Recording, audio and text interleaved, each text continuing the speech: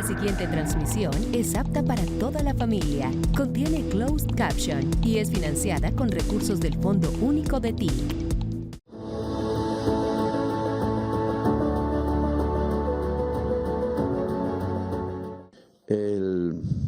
Pues no podemos hablar aquí mucho de política, ¿no? Entonces nos toca concentrarnos un poco en las situaciones que nos atañen como gobierno, como sociedad, obviamente.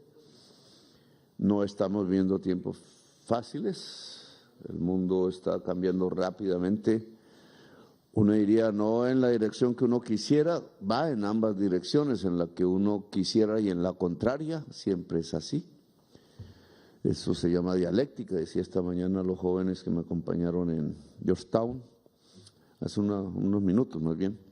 Y siempre hay que mirar la situación en sus tendencias que llamamos positivas, en las que van en contra, tanto en Colombia como en donde se vive.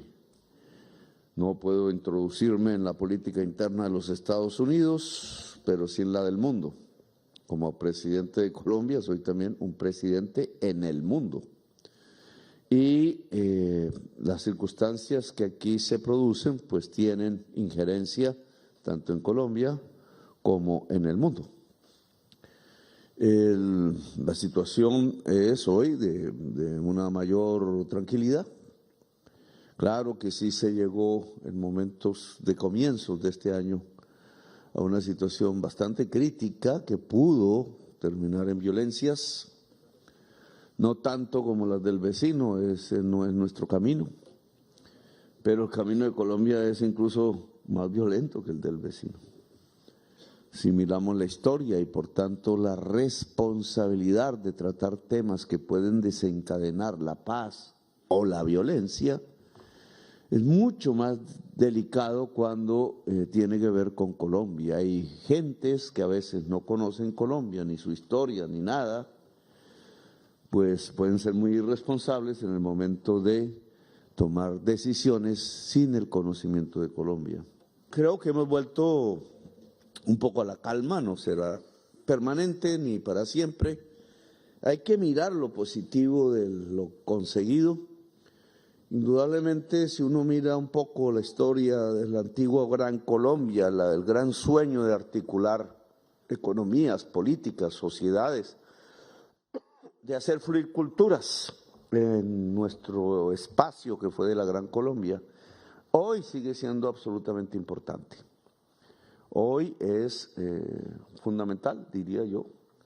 Antaño era más un sueño, una idea, crear los Estados Unidos de Sudamérica, la idea de Bolívar. Fueron los Estados Unidos de Norteamérica, al contrario, en el norte fue que se hizo realidad esa idea aquí. Pero la realidad de los Estados Unidos de Latinoamérica o de Sudamérica o del Caribe no se ha hecho realidad. Hay asociaciones, algunas, hay más distanciamientos que cercanías. Los misiles en el Caribe parecen haber producido una dispersión en lugar de una unión. Eso sí se mira entre gobiernos, pero si se mira entre pueblos, de pronto, no estoy muy seguro lo que diga, la sensación es diferente. De pronto las necesidades de unidad son mayores, de sentirnos desprotegidos en un planeta en donde todo gira a partir de la destrucción de un orden internacional y de la violencia en el mundo, que la vemos surgir por todas partes, nos hace que nosotros, en lugar de dispersarnos, nos unamos más. Y eso, en el caso de la gente que vive en el exterior, colombianos fuera de Colombia, y sobre todo donde se ubican, que básicamente es en Europa y en Estados Unidos y en nuestros vecinos, es necesario que se comience procesos de articulación, que yo he pedido siempre, que es algo, pero que no progresan. La unidad de los pueblos latinos dentro de los Estados Unidos es imprescindible. Solo nadie va a hacer nada. el poder político que tiene la latinoamericanidad dentro de Estados Unidos, unos en el voto porque tienen derecho a él, a través de él ayudan a decidir a las sociedades que son sus huéspedes hoy, pero que son ciudadanos de este país, pues tienen que decidir en donde estén ubicados, no solamente pensando en Colombia o en sí mismos, sino pensando en la suerte de la humanidad. Yo en esto no puedo intervenir, obviamente me está vedado, pero es un derecho. Pero no solamente el derecho es el del voto, el derecho también es a expresarse como seres humanos. Porque ninguna extranjería le puede quitar a uno el derecho a ser humano. Donde estemos somos personas. Y donde estemos hay un ejercicio de derecho de la persona. Así estemos en las peores condiciones.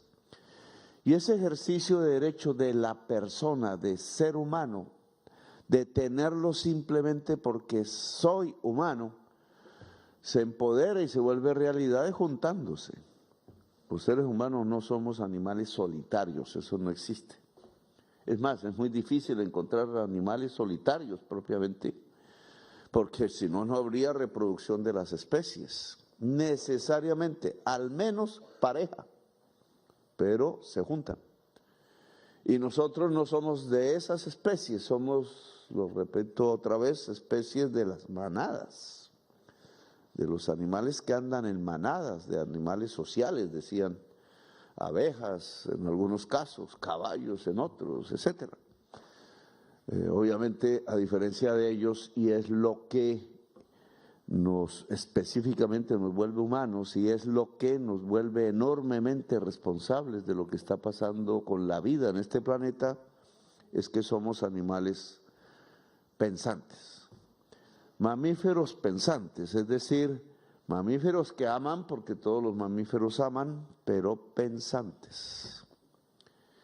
Y eso nos lleva a una serie de responsabilidades que no podemos eludir. Manada de mamíferos pensantes. Tenemos que amar, tenemos que pensar y tenemos que unirnos. Y entre unirnos, amarnos y pensar juntos, no solo solos, pues está la base de construir soluciones a problemas. Problemas siempre tendremos, todos sabemos, pero construir soluciones a problemas. Y hoy tenemos problemas como la exclusión en el mundo, con ascensos en el mundo, sobre todo desarrollado de xenofobias, de extremas derechas que hacen del color de la piel una manera de conseguir votos, como de extremas derechas que creen que hay raza superior, como pensaban en otrora los alemanes, que llegaron a creer mayoritariamente en eso. Quién sabe si fue mayoritariamente, eso está por verse. Y hay problemas actuales que van arrinconando la democracia y la civilización. Entre más violencia vemos es porque menos civilización existe. Y en Georgetown decíamos, quizás lo que estamos presenciando es el fin definitivo de la civilización, lo cual no tendría como reemplazo sino la barbarie.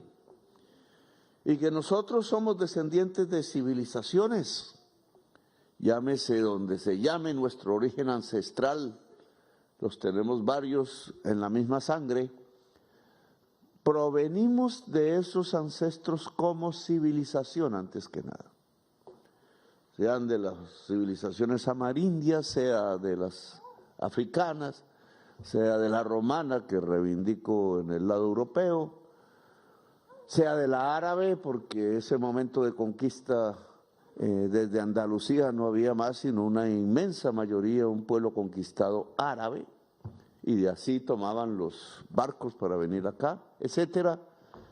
Nosotros venimos de civilizaciones, no de barbaries. Barbaries cometieron contra nosotros, que es diferente.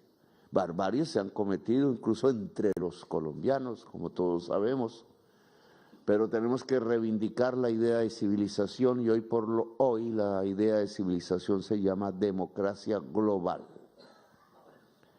Luego, ¿qué le puede pasar a un ciudadano, a una ciudadana, a una familia fuera de Colombia, siendo colombiana? Ser un constructor de civilización y de unidad de los pueblos, más que de los gobiernos. Los gobiernos hoy no fueron capaces de detener el genocidio en Gaza, no fueron capaces de detener los misiles en el Caribe, no fueron capaces de detener que la primera ciudad latinoamericana en la historia en ser bombardeada fuese bombardeada. Luego le corresponde el turno ya no tanto a los gobiernos, le corresponde el turno a los pueblos. ¿Y cómo son los canales concretos de colonias de ciudadanos latinoamericanos diferentes, caribeños diferentes, para juntarse en países como Estados Unidos, que tiene una ancestralidad también latina y amerindia y afro, que tiene puentes de sangre con nosotros? ¿Cómo se construye eso? Y lo primero que hay que hacer es como dejar de mirar el ombligo, como dejarnos a nosotros, vernos es a nosotros mismos, como una especie de identidad minoritaria andando por ahí en alguna ciudad, en las noches, en barrios, etcétera, cuando lo que tenemos es que mirarnos no como solo colombianidad, sino como latinoamericanidad, si no nos barren como las hojas de hierba, como decía Walt Whitman. Juntarnos. Esa es la única perspectiva en la construcción de una democracia global. En Colombia es otro las circunstancias, y muchos colombianos fuera quieren oír hablar de lo que pasa en Colombia. Y obviamente tenemos que hablar de eso también, pero sí quiero hacer ese llamado. La colombianidad tiene que ser base de latinoamericanidad, porque Latinoamérica es una civilización. Y es el paso que hay que dar. En un futuro no distante, si la especie humana logra superar sus actuales problemas fundamentales, que son los de la destrucción de una civilización ordenada que termina, que son las de la crisis climática, como tantas veces he dicho, y que cada vez será peor, y que implica un cambio de modo de energía y de modo de poder, que son las de la paz del mundo, porque si no nos devora una tercera guerra mundial, así de simple, que se acerca cada vez más, ya la tocamos. Pues entonces la responsabilidad es la construcción de la civilización latinoamericana y de una latinoamericanidad en el exterior. Luego mexicanos, que son la mayoría aquí, centroamericanos, suramericanos, caribeños y sobre todo colombianos en el corazón, colombianas. Deberíamos empezar esas tareas, que es en el mundo de la cultura, porque ¿qué nos junta si no es la cultura latinoamericana, que podemos perfectamente sentir cualquiera que sea el origen geográfico de la cultura? Ahora bien, en Colombia, pues podemos presentar un balance favorable, indudablemente. Cifras, indicadores. ¿Estamos mejor en salud? Sí, estamos mejor en salud. ¿Cómo demuestra Petro que estamos mejor en salud? Que los dueños de las EPS están histéricos porque no les dejamos robarse la plata y que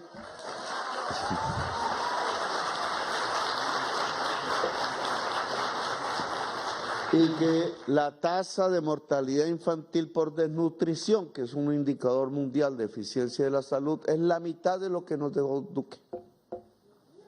No lo dice la prensa, obvia. Pero ¿cómo se puede decir que es malo un sistema de salud si la tasa de mortalidad infantil por desnutrición, le hace hambre o sed, es la mitad de la de Duque? Es la mejor del siglo. Porque uno puede decir, es que Duque fue tan malo que obviamente pues todos sus indicadores fueron malos, pero los de atrás fueron mejores. Entonces compárense con los de atrás, quitemos como si Duque no hubiera existido y nos comparamos con atrás, pues es la menor del siglo. Y si vamos a otros indicadores fundamentales de la salud, encontramos lo mismo. La tasa de mortalidad perinatal, palabras que usan los médicos y médicas, pues ¿cuál es? Cuando mueren los niños en el vientre o un mes después de nacido, que es un momento delicadísimo, el primer mes. A eso se le llama mortalidad perinatal y resulta que es la menor del siglo. Y entonces, ¿por qué nos dicen en la prensa que estamos destruyendo el modelo de salud? El sistema de salud, no. Estamos destruyendo, y lo digo con descaro, los negocios privados de los dueños de las EPS robándose los dineros de la salud de Colombia. Y así podríamos extendernos quizás toda la noche haciendo evaluaciones de gobiernos, del gobierno que está a meses de irse. Sí. Y entonces aparecen datos y datos. Acaba de aparecer uno, no pude poner el trino porque me tocó hablar aquí, pero estoy tratando de acomodarlo. Pero resulta que sale del DANE. Están allá los señores de los gremios diciendo, uy, el salario mínimo vital va a ser el desastre, nos va a generar desempleo, dicen, ¿no? Y va a haber inflación, dicen, inflación, o sea, subir 23% el salario de los trabajadores que menos ganan en Colombia, un 23%, que lo hice no por capricho, sino para asimilarlo a una orden constitucional, que si ustedes leen, encuentran en el artículo del Estatuto del Trabajo, el salario será vital. ¿Qué es un salario vital? Pues que uno pueda vivir con el salario. Y uno no es uno, algunos son así solitarios, pero uno no es uno y una familia. Y entonces hicimos los cálculos promedios nacionales, datos del DANE, lo que tenemos, para saber cómo una familia, con cuántos trabajadores promedio tiene, puede tener una canasta mínima vital. Eso es, digamos, la operación que hicimos, no hicimos nada más complejo. El DANE dice cuál es la canasta mínima vital de una familia y cuántos trabajadores promedio hay en una familia. No siempre es uno, a veces son dos, hay un promedio, da 1,5. Pues esa canasta mínima vital multiplicado por 1,5, dividido por 1,5 da el salario vital. ¿Cuánto nos dio para Bogotá? 2 millones. Las regiones son diferentes, pero nos dio 2 millones. Y eso implicaba un crecimiento del 23% respecto al salario del año que pasó, 2025. Ya, escándalo mundial en la prensa colombiana. ¿Cómo es posible? ¡Qué bruto! Y acaba de salir una estadística, le dicen el indicador IPP. Aquí es donde, pues, ¿qué es esa cosa, Petro? El índice de precios al productor, no al consumidor, que es el que generalmente estudiamos, que es lo que se llama inflación, no al consumidor, sino al productor, al que va a hacer las cosas. Ahí es donde está el costo salarial, o laboral, si se llama. El de los insumos, el de la energía y el laboral, es decir, ahí se mide para el primer mes de enero, que ya tiene el salario vital en el mes de enero, porque se decretó fue para a partir del 1 de enero, pues ya podemos mirar si impactó o no impactó. Claro, alguien dirá, todavía es un mes, Petro, hay que esperar, sí, pero ya es el primer mes. Ya me tienen que demostrar que lo que decían en la prensa y en la Junta Directiva del Banco de la República y unos congresistas, hoy candidatos, no puedo mencionarlos porque no puedo meterme en elecciones, se vea. Oiga, ¿no dijeron que el salario vital iba a hacer crecer la inflación y que iba a quebrar a los productores, que entonces iba a haber menos empleo porque las empresas, sobre todo pequeñas, iban a cerrar? Pues aquí dice esta estadística del DANE a 31 de enero que el índice de precios al productor disminuyó con respecto a hace un año. Menos 2%. Menos 2%. Entonces explíquenme cómo pueden afirmar lo que están afirmando hoy. Lo que estamos diciendo aquí es que yo elevé el salario al 23% para un conjunto que tiene su multiplicador, etcétera, pero no nos... subí el salario 23% y los precios al productor bajaron 2%. Y entonces, ¿la Corte Constitucional qué va a decir? ¿Que mentira? Y entonces los señores de Caracol y RCN, ¿qué van a decir? ¿Que se equivocaron? Digan nos equivocamos, qué pena, Pedro, pueblo colombiano, nos equivocamos. ¿Qué va a decir el señor Cabal del FENALCO, que acaba de decir lo contrario? ¿Qué va a decir?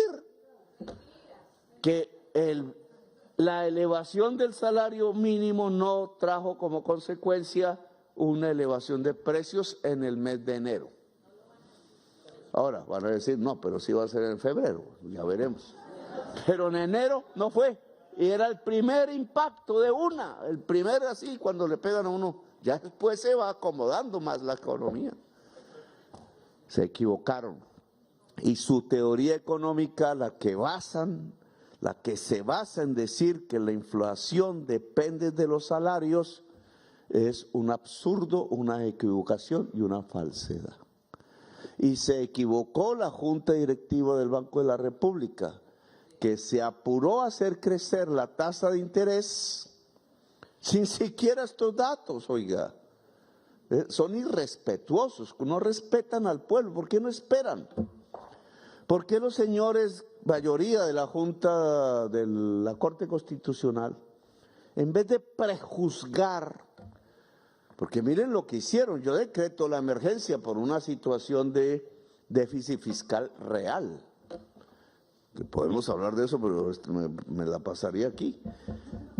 Si decreto la emergencia para cobrarle impuestos a los más ricos, tratando de que se equipare las finanzas, ¿por qué no esperaron a analizar el decreto de emergencia y después, si querían, pues lo derogaban, o si llegaban a la idea de que con los datos reales de la economía se daban cuenta que deberían era sostenerlo? ¿Por qué en vez de eso, de antemano, de una vez, sin análisis, prohibido por la Constitución hacer eso, los magistrados de la Corte Constitucional suspendieron, no derogaron, suspendieron el decreto de los impuestos a los ricos?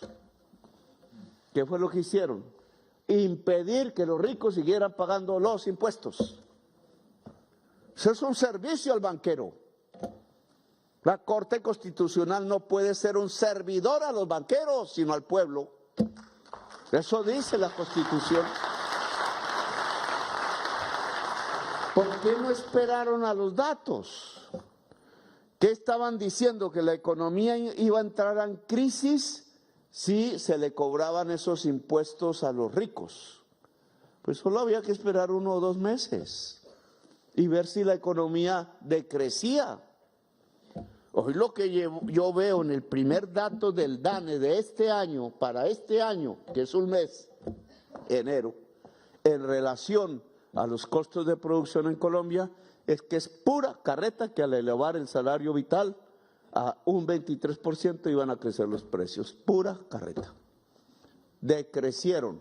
Es decir, hoy los productores de Colombia tienen una oportunidad enorme, porque le decrecen sus costos y la demanda creció. Claro, la demanda puede irse a comprar chucherías de Estados Unidos, de China, etcétera. Pues puede, si ellos no ofrecen. Pero lo que tienen es una oportunidad enorme. Y lo que debió hacer el Banco de la República, en vez de subir la tasa de interés, fue bajársela, para que pudieran invertir más en colmar esa demanda, y tendríamos más empleo, más riqueza, más producción y más nivel de vida digno entre la sociedad colombiana.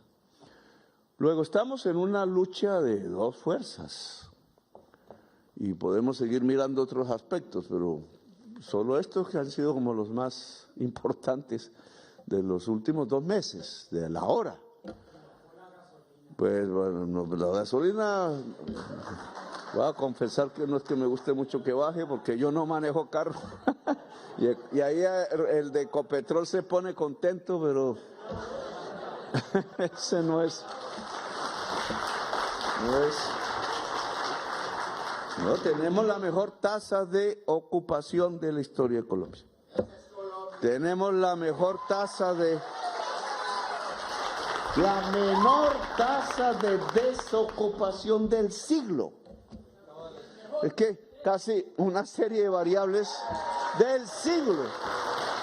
No, que Uribe, no puedo hablar de Uribe porque es candidato, pero no, que Uribe fue el mejor presidente, pues mejor presidente es el que logra la mayor ocupación laboral de su sociedad, porque la riqueza nace del trabajo. Y es este gobierno, que critican tanto, el que tiene la menor tasa de desocupación de todo el siglo XXI en Colombia. Eso es lo que puedo presentar.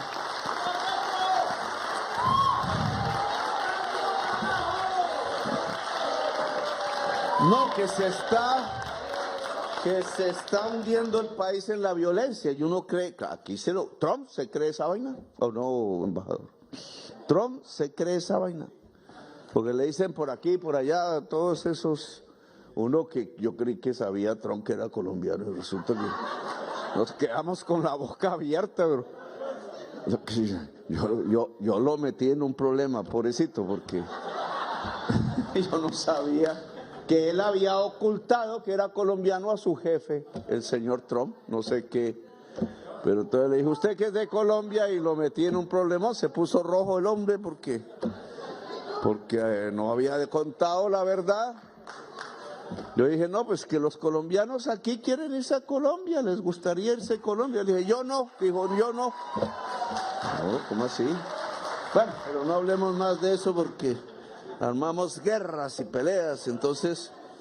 Pero ustedes nos van diciendo que estamos hundidos en la violencia, y hay violencia. Y hay peligros, claro que sí.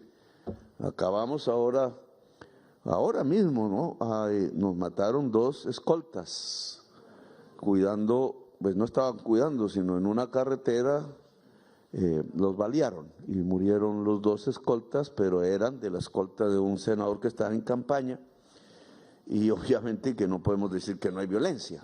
Pero yo miro las estadísticas, trato de ver si vamos bien, si vamos mal. Y si yo miro la estadística de la tasa de homicidios, que todavía es muy alta en Colombia, comparativamente, Washington y Bogotá se peleaban la misma tasa de homicidios, ahí hay que ver. Pero tenemos 3 gobiernos en donde, comparado con el 93, que fueron 83 asesinatos por 100.000, hoy están 26, 25. Y entonces yo tratando de luchar que bajemos de 25 asesinatos por 100.000.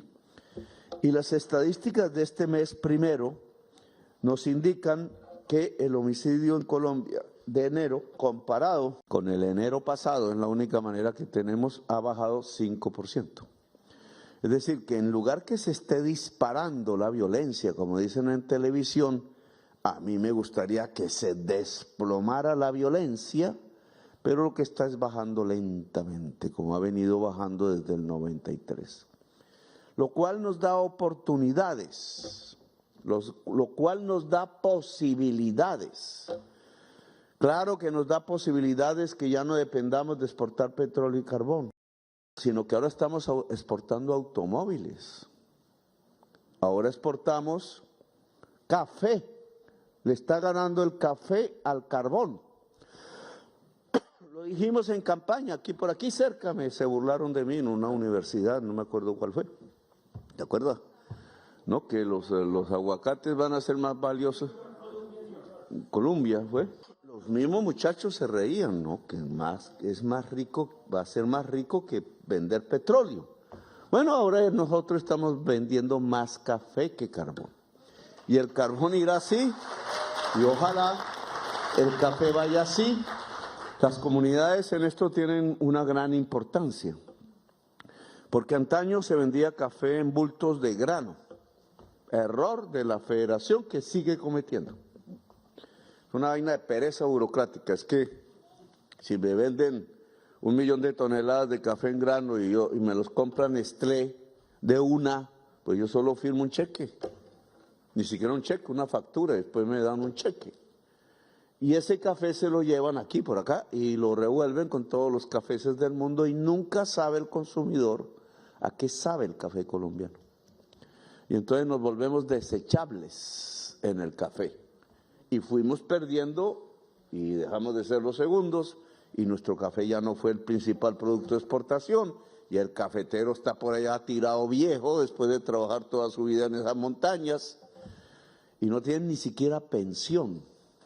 Y no les da vergüenza que estafaron a esos cafeteros, le sacaron miles de millones de dólares que se robaron. Lo dejaron empobrecido y ni siquiera una pensión que ahora sí nosotros estamos dando a través del bono pensional. Todo, si ustedes conocen, porque nosotros nos movemos por los datos que tenemos, si ustedes conocen una persona, un hombre o mujer de más de 75 años que no tenga bono pensional en Colombia y no, pues díganos, porque él ya tiene derecho a un bono pensional, es decir, a tener que sea para un plato de sopa, para un lugar caliente y no en la calle como sucedía con tantos viejos y viejas nuestros. Y eso llama dignidad. A uno le parece nada. Todavía nos movemos, bailamos, etcétera. Pero una persona que ha perdido ya su capacidad real del trabajo, por lo menos muscular, y a veces cerebral, porque hay esas enfermedades, que tenga un dinero con que llegar a la casa y entonces no lo tratan como un trasto viejo, sino que trae para el mercado y entonces ya le dan un abrazo, le dan una sonrisa. Y eso para él ya es todo, porque en su fase de su vida el amor se vuelve prácticamente todo. Y esto es lo que podemos presentar. Ahora, se está decidiendo también en Colombia. Y hay dos fuerzas, esa es la realidad, no puedo hablar de partidos, grupos, nombres. Dos fuerzas. O continuamos este empeño profundizándolo, más aún, más profundo, más universidades, más ferrocarril que nos falta, más fibra óptica, más agricultura, más industria, llegar a ver si somos capaces de hacer 180,000 vehículos eléctricos, que es en lo que estamos, ya están los chinos, los japoneses, los franceses y nosotros juntos en ese esfuerzo. Si podemos seguir profundizando, disminuir la violencia y que la gente de abajo tenga más que, es decir, que haya más equidad, o nos devolvemos a un pasado que ya ustedes lo ven. Voy a poner el señor Duque. ¿Nos devolvemos a Duque o seguimos? Eso es. Y si ustedes miran las noticias, no me puedo meter más en ese asunto. Lo único que puedo indicar es que Colombia tiene que seguir, no devolverse a Duque, eso es lo único que puedo decir. Pero lo que ustedes están viendo como presidente de la República al frente del Estado, estoy viendo que el Consejo Nacional Electoral está haciendo política y no es árbitro electoral. Y esto nos pone en una grave situación que además en el pasado ha llevado a la violencia y que con inteligencia nosotros tenemos que sobremontar para que no nos absorba como un sifón, pero sí que nos convierta como un huracán. Porque lo que está haciendo el Consejo Electoral en su mayoría es intentar dividir a los que siguen y pasarle el billete público para financiar las campañas políticas a los que nos quieren devolver al estado de Duque. 160,000 millones, todas las jugaditas que hizo en estos días es para que 160,000 millones del presupuesto nacional pasen a las campañas de los que nos quieren poner como gobierno de Duque, defender la inequidad, defender la injusticia, defender la sangre de los muchachos otra vez y de poner presos a los que quieren protestar. que nunca ha sucedido en mi gobierno. 160.000 millones vale la jugadita en un solo día. ¿Transferido a quiénes? A quienes participan en consultas, y por eso no quiso dejar participar a uno de los precandidatos. A estos no, y subió lo que llaman la reposición del voto, lo multiplicó por 3 y dejó pasar solo a los amigos de Duque. Pues, y es plata pública. Eso fue lo que hicieron ayer y antes de ayer. Y hoy están haciendo más. Y yo lo único que digo es que los que quieran seguir tienen es que unirse. Les están tocando el ego, la soberbia. Divídanse, porque como siempre ustedes se dividen, divídanse otra vez. A ver si dejan un pavimento para que Duque entre de nuevo a través de sus amigos a la Casa de Nariño y vuelva a gobernar desde allá. Ustedes aquí aplaudieron el que no me vaya del gobierno, pero es que hay una forma de no irse de un gobierno, que no es con la presencia física, sino es profundizando el programa del gobierno a través de la fuerza que tenga la capacidad de profundizarlo. Y entonces, en Colombia hay dos fuerzas. La fuerza que quiere profundizar lo que se ha hecho en este gobierno y la fuerza que quiere devolvernos otra vez a la época en donde teníamos una tasa de mortalidad infantil de las más altas de América Latina y de pobreza de las más altas de América Latina. Decidan libremente los colombianos, pero no con trampas, como está haciendo el Consejo Nacional Electoral, tratando de silenciar y excluir a unos y dividirlos y pasarle todo el billete público que habíamos pasado, el presupuesto de elecciones, exclusivamente es a los amigos y amigas del señor expresidente Duque, que quieren regresar a Palacio porque siempre les encantó vivir en ese palacio que a mí lamentablemente me disgusta y muchísimo. Gracias por haberme escuchado y muy amables.